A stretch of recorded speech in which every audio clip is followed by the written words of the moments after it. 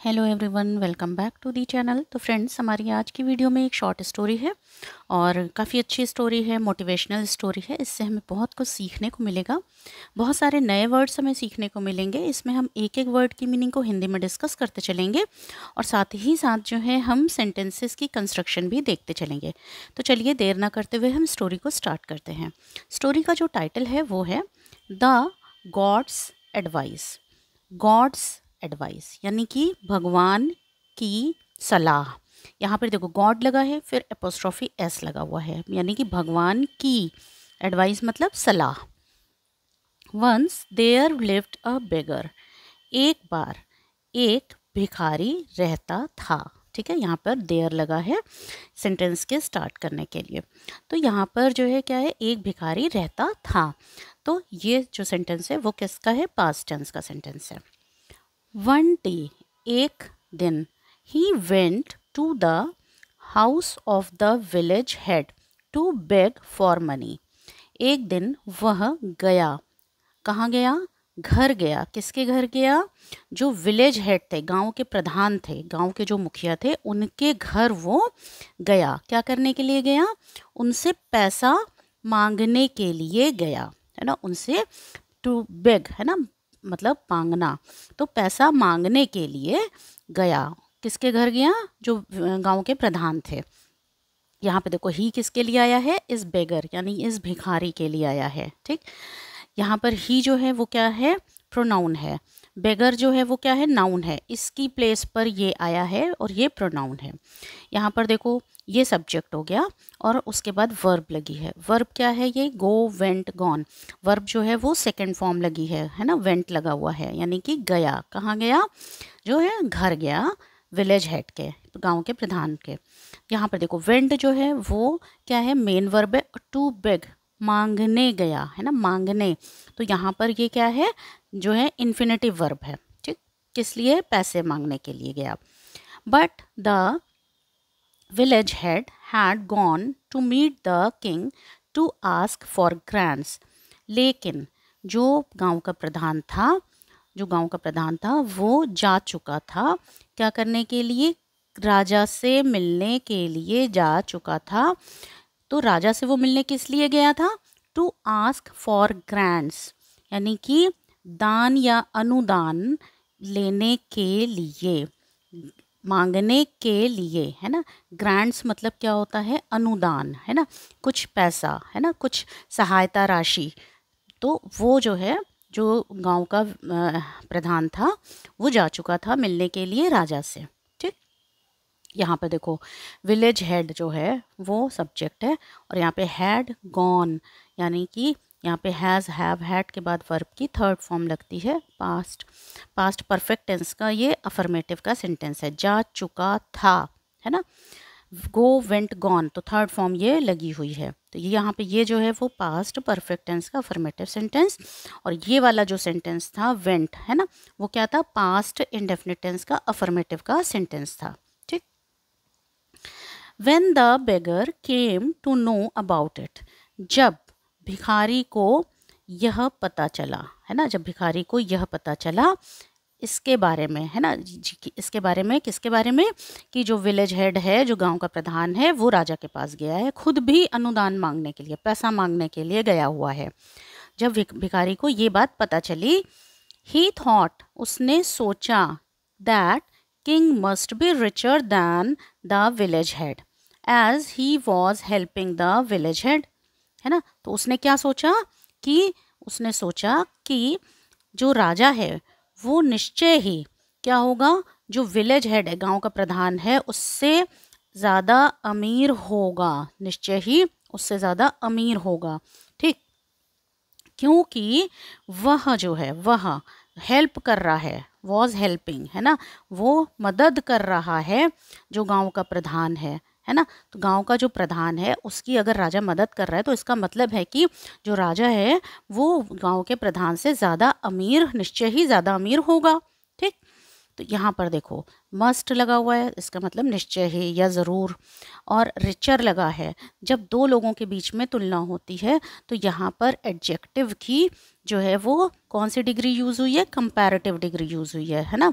तो यहाँ पर रिचर, रिच, रिचर, रिचेस्ट, यानी कि दो लोगों के बीच में तुलना हो रही है। किसके किसके बीच में, राजा के बीच में और विलेज हेड के बीच में, यानी कि गांव प्रधान के बीच में तुलना हो रही है।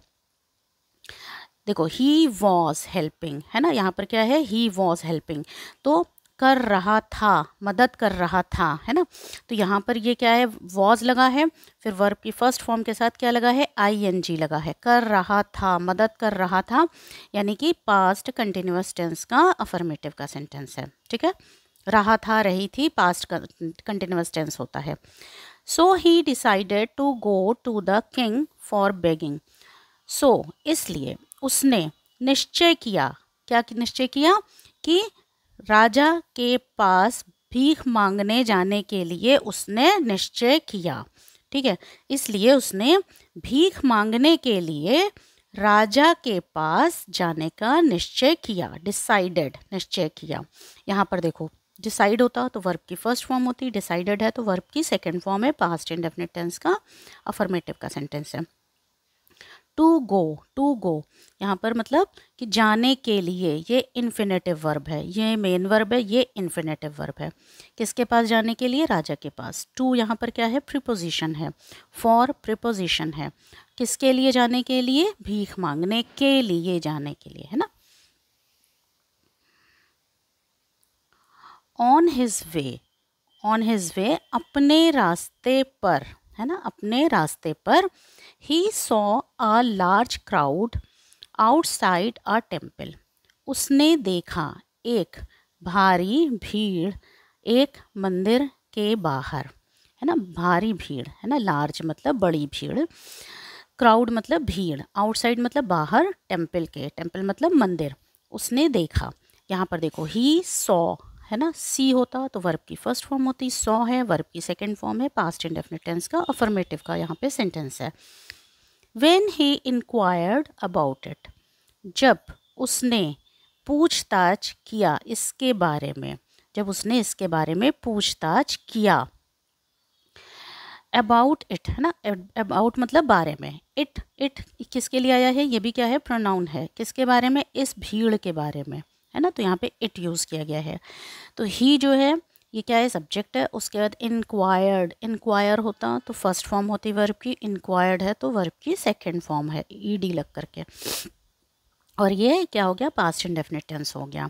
ही found that the king was asking God to keep his treasury full all the time, उसने पाया, फाउंड, उसने पाया कि जो राजा था वह क्या कर रहा था, वॉज आस्किंग, वह भगवान से मांग रहा था कि उसका जो खजाना है वो हर समय, ऑल द टाइम, हर समय फुल रहे, पूरा रहे, हमेशा भरा रहे, है ना। अपने खजाने को हर समय भरा रखने के लिए जो राजा था वो क्या कर रहा था, भगवान से मांग रहा था, भगवान से कह रहा था, मांग रहा था। ठीक, यहाँ पर देखो किंग है, उसके बाद वॉज लगा हुआ है, फिर वर्ब की फर्स्ट फॉर्म लगी है, फिर ING लगा है, वॉज आस्किंग, मांग रहा था या कह रहा था, रही थी, यानी कि पास्ट कंटिन्यूअस टेंस का अफर्मेटिव का सेंटेंस है ये।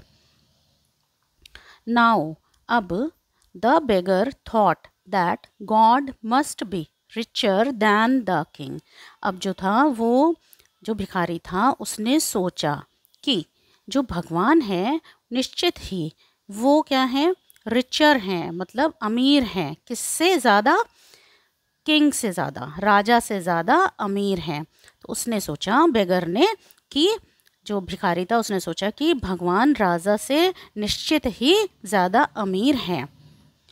सो he went in front of God to beg, इसलिए वह गया, कहाँ गया, भगवान के सामने, इन फ्रंट ऑफ गॉड, भगवान के सामने, फ्रंट मतलब सामने, क्या करने के लिए, भीख मांगने के लिए। तो इसलिए वो भीख मांगने के लिए भगवान के सामने गया। यहाँ पर भी go went gone second form verb की लगी है, इसलिए ये क्या है, पास्ट, हाँ, पास्ट इंडेफिनिट टेंस का अफर्मेटिव का सेंटेंस है ये। ठीक, गॉड सेड, भगवान ने कहा, डियर चाइल्ड, प्यारे बच्चे, है ना, प्यारे बच्चे या प्रिय बच्चे, you should stop begging and earn your living with hard work.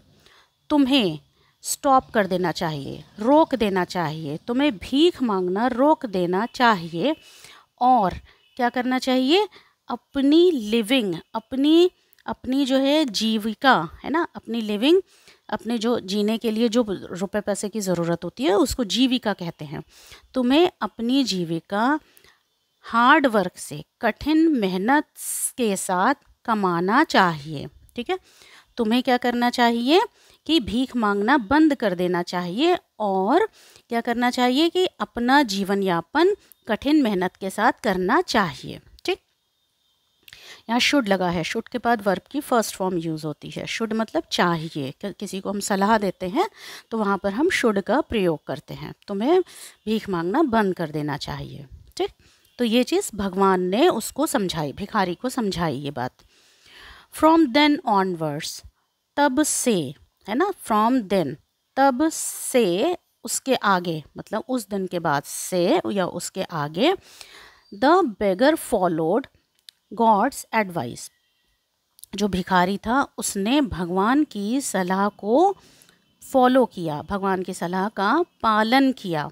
And worked hard to earn his living, और अपनी आजीविका, है ना, अपनी आजीविका चलाने के लिए उसने कठिन हार्ड मतलब कठिन मेहनत किया। अपनी आजीविका को क्या करने के लिए, कमाने के लिए उसने कठिन मेहनत किया। ठीक, यहाँ पे देखो फॉलो होता तो वर्ब की फर्स्ट फॉर्म होती, फॉलोड है वर्ब की सेकंड फॉर्म है, पास्ट इंडेफिनिट टेंस का अफर्मेटिव का सेंटेंस है। वर्क होता तो वर्ब की फर्स्ट फॉर्म होती, वर्कड है तो यानी कि वर्ब की ये सेकंड फॉर्म यूज़ की गई है, पास्ट इंडेफिनिट टेंस का अफर्मेटिव का सेंटेंस। तो इस कहानी से हमें ये शिक्षा मिलती है, मॉरल ऑफ द स्टोरी ये है कि जो है हमें क्या है, हार्ड वर्क से अपनी आजीविका चलानी चाहिए, ना कि भीख मांगना चाहिए या हमें दूसरों के ऊपर डिपेंड करना चाहिए, है ना। तो फ्रेंड्स, उम्मीद करती हूँ कि ये वीडियो आपको अच्छी लगी होगी, तो प्लीज़ चैनल को सब्सक्राइब करिएगा और वीडियो को लाइक करिएगा। Thank you so much.